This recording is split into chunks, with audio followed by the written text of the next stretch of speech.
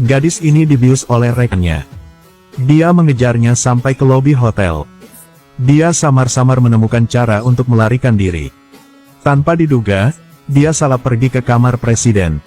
Gadis itu langsung menukik ke pangkuan lawan. Namun kini hotel tiba-tiba mati listrik. Keduanya bahkan tidak bisa melihat wajah satu sama lain dengan jelas. Tapi telah menghabiskan malam yang penuh gairah bersama.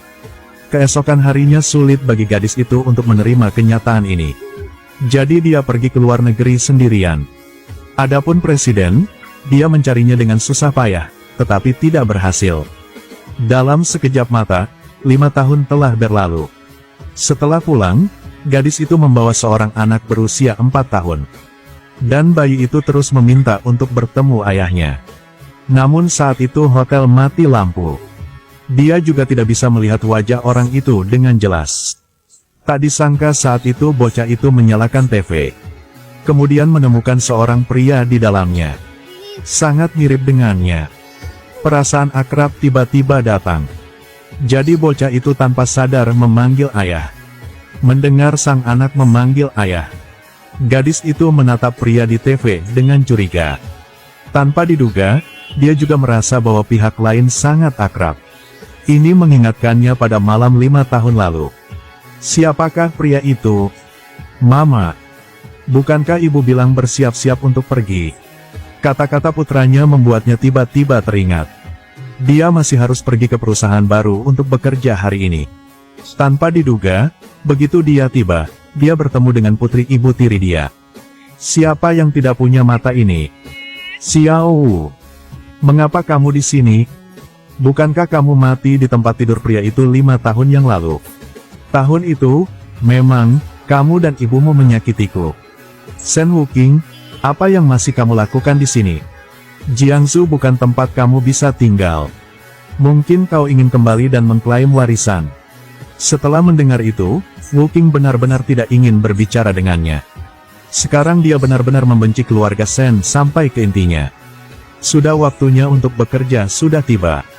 Wuqing berbalik dan pergi. Tanpa diduga, seorang gadis dengan sengaja menjegalnya. Segelas anggur di tangannya dituangkan langsung ke tubuh nona muda. Tepat setelah itu, nyonya muda itu marah dan mengutuknya. Gadis di sebelahnya sangat senang. Apakah matamu hanya hiasan?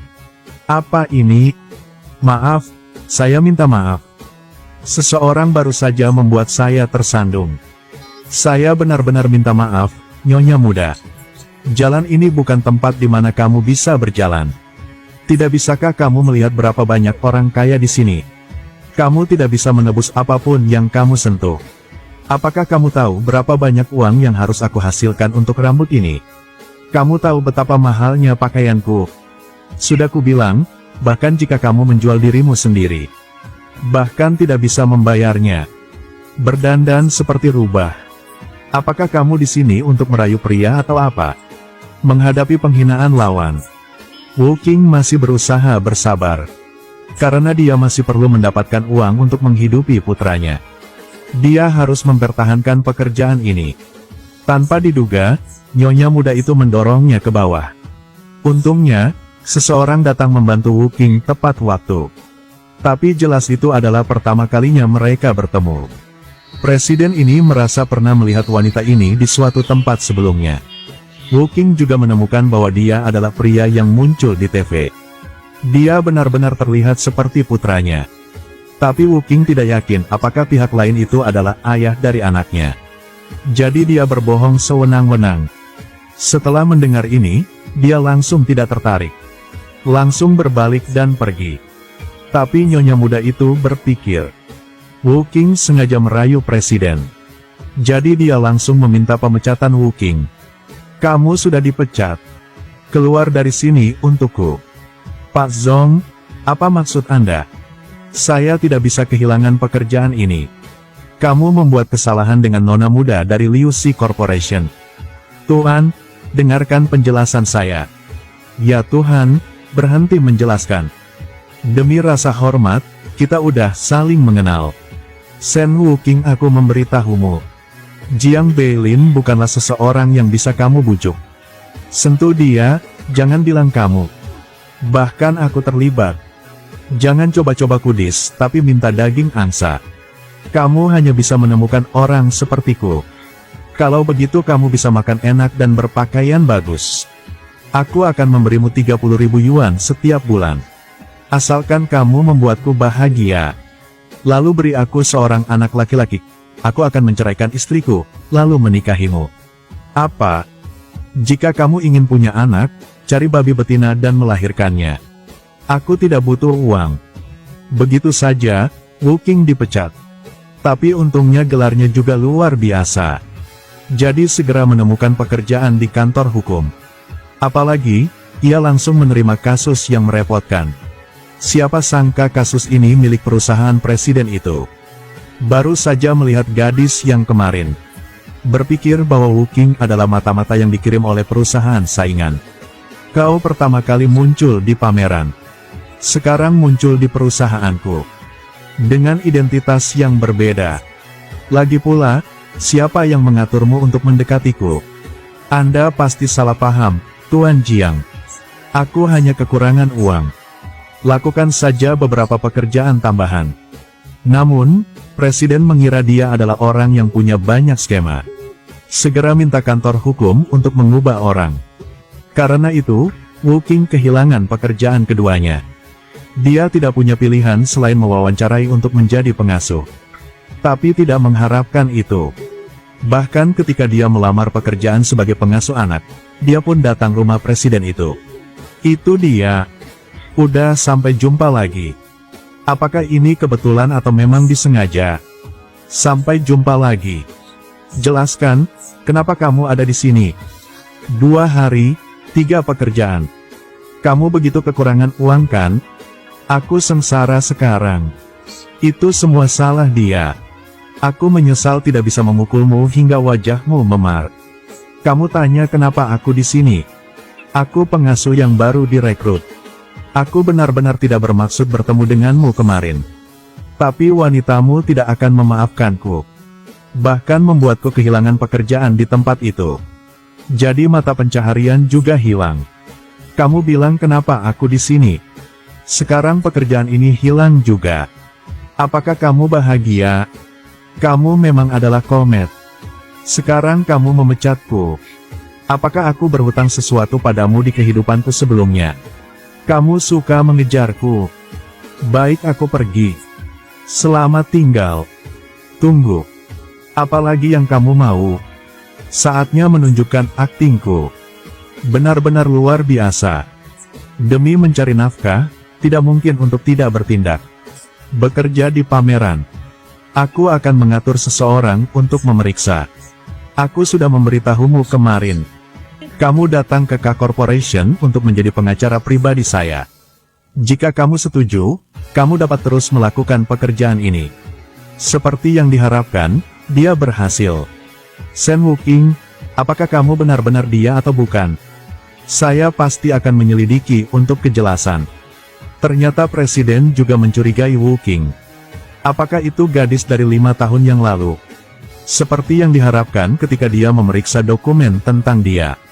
Tiba-tiba mengetahui bahwa Wu Qing juga memiliki seorang anak berusia 4 tahun. Dia bahkan terlihat seperti dia. Ketua saya telah menyelidiki. Shen Wu Qing benar-benar dipecat oleh Nona Liu. Itu sebabnya dia kehilangan pekerjaannya. Selain itu, aku juga menyelidikinya. Tidak masalah. Dia yatim piatu. Kondisi keluarga sangat buruk. Tidak heran bekerja dengan sangat baik. Tidak seperti para pemula. Lebih seperti orang yang sudah lama belajar. Selain itu, saya juga mengamati dengan sangat cermat. Tangannya jauh lebih kasar daripada gadis normal. Aku yakin itu bukan kebohongan. Baiklah. Aku keluar ya. Nona Sun, apakah Anda mau makan buah? Aku sudah menunggu perusahaan sepanjang sore. Sekarang datang rumah dan tunggu selama 2 jam. Kapan Beilin akhirnya kembali? Urusan tuan muda, saya tidak berani bertanya. Kalau gitu, Nona muda bisa pulang dulu aja. Hei, apakah kamu baru di sini? Apakah kamu sudah menyirami bunga di taman? Tidak bisakah kamu melihat mereka sekarat? Rumah ini benar-benar tidak bagus tanpa pemilik perempuan. Ya, saya segera pergi. Apakah kamu sudah cukup bermain? Saya minta maaf. Mengapa kamu tidak datang ke grup K untuk bekerja? Aku hanya tidak bebas. Aku hanya tidak ingin hidup di bawah matamu. Sen Wuking, pekerjaan apa yang kamu lakukan? Tuan muda, saya tidak sengaja melakukannya. Dia tiba-tiba muncul dan membuatku takut. Maksudmu aku salah? Aku tak bermaksud seperti itu. Aku pasti akan lebih memperhatikan lain kali. Apakah kamu yakin memperhatikan gerakan di belakang? Beilin, kenapa kamu basah kuyup? Kok bisa hanya berganti pakaian seperti itu? Akan masuk angin. Sekarang sedang musim panas.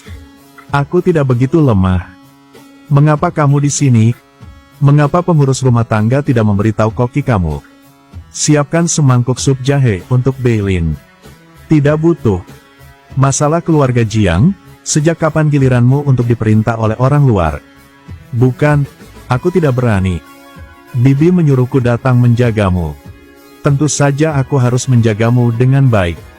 Bu, orang yang ibu kirim ini, apa yang kamu lakukan lagi? Wan akan tinggal di rumahmu selama beberapa hari. Semua anggota keluarganya telah pergi ke luar negeri. Dia sendirian di rumah, aku tidak yakin tentang dia. Dia di tempatmu. Bisa juga membantu ibu merawat kamu.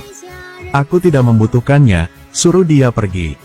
Sudah ku bilang, Bu, jangan lakukan hal omong kosong lagi. Aku sudah punya istri.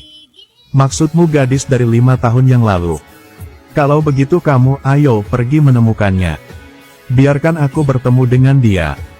Kamu bahkan tidak tahu seperti apa rupa orang itu. Ibu pikir kamu hanya mencari seseorang sewenang-wenang. Hanya untuk menipu ibumu, kan? Oke. Tuan Sen Wuking kembali. Saya masih memiliki pekerjaan yang harus dilakukan. Katakan padanya untuk memberikanku telepon aku. Iya. Berhenti. Cepat memberikan telepon kepada tuan muda. Ini barang Anda. Cara kamu berbicara tidak memiliki aturan sama sekali. Saya di sini untuk bekerja, bukan untuk menjadi pelayan. Tidak patuh. Bukan tuan. Saya akan segera belajar. Sen Wuking, aku memperingatkanmu. Jangan mengandalkan dirimu yang cantik, lalu merayu Beilin. Bahkan tidak melihat ke belakang untuk melihat apa identitas kamu. Ya ampun, saya tidak berani. Pengurus rumah menyuruh saya untuk memberinya telepon. Saya juga tidak ingin pergi. Jangan berpura-pura lagi. Jangan berpikir aku tidak tahu apa yang kamu lakukan. Nanti, jauhi Beilin sebentar. Apakah kau ingin naik ke tempat tidurnya? Jangan bermimpi. Jangan salahkan aku karena tidak mengingatkanmu. Ada seorang wanita sebelumnya. Tidak tahu bagaimana hidup atau mati, dia ingin naik ke tempat tidurnya. Akhirnya dibuang keluar. Jika kau berani memiliki niat dengannya, maka jangan lakukan pekerjaan ini lagi. Andai saja Anda menyukainya seperti itu. Ayo ikat dia di pinggang Anda. Dengan gitu Anda bisa nyaman. Kau, ini peringatan. Jika ada waktu berikutnya, aku tidak akan bertindak lembut seperti itu. Dia juga tidak keluar dan mendengar dan melihat. Siapa yang berani menyinggung aku? Mengandalkan pengasuh kecil sepertimu tidak sepadan. Tonton hingga kini, ayo kita suka dan bagikan. Untuk menonton wanita ganas ini. Apa yang dia akan lakukan untuk mendapatkan Beilin? Dan apakah Beilin dan Wuking saling mengenali? Dan tinggal bersama atau tidak? Mari kita tunggu bersama ya. Baiklah, sampai jumpa lagi.